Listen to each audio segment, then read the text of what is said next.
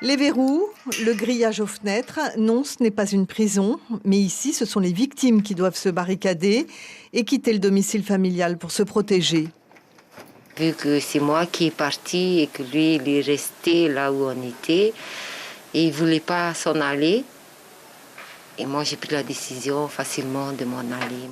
Elle raconte toute la même histoire, un mari violent, des belles familles complices, des enfants apeurés et la dépendance financière qui les pousse à rester le plus longtemps possible dans ces foyers dysfonctionnels. Cette jeune couturière est seule pour tout affronter. Sa priorité, un toit. Avoir mon domicile à moi pour avoir ma vie professionnelle à la maison. Et une fois que j'ai mes enfants avec moi, j'ai aussi ma petite partie familiale. Ça va faire la part des choses. Voilà. Parce qu'on a besoin de travailler, ça c'est vrai, mais les enfants ont besoin aussi de nous. Le centre est toujours au maximum de ses capacités. En ce moment, une quarantaine de pensionnaires, femmes et enfants réfugiés, qui profitent de cette parenthèse bienveillante pour construire un projet de vie autonome.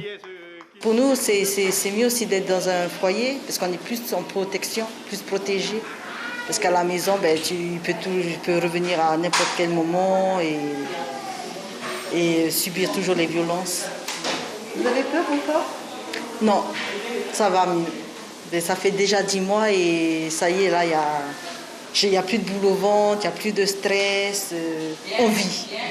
De plus en plus de femmes se tournent désormais vers ceux qui vont les entendre et les orienter vers le centre d'accueil. Un petit changement perceptible s'amorce. Les femmes d'aujourd'hui ont évolué dans le sens où il y a une réelle prise de conscience de dévoiler et de surtout signaler les violences dont elles sont victimes.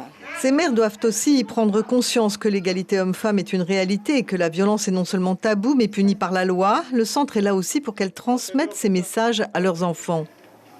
Ce sont les mamans qui peuvent commencer cette éducation dès le départ.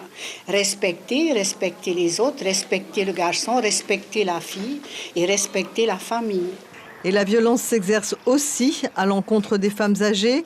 Cette dame de 75 ans a été mise à la porte de chez elle par l'un de ses 4 fils et personne n'a la place pour l'accueillir.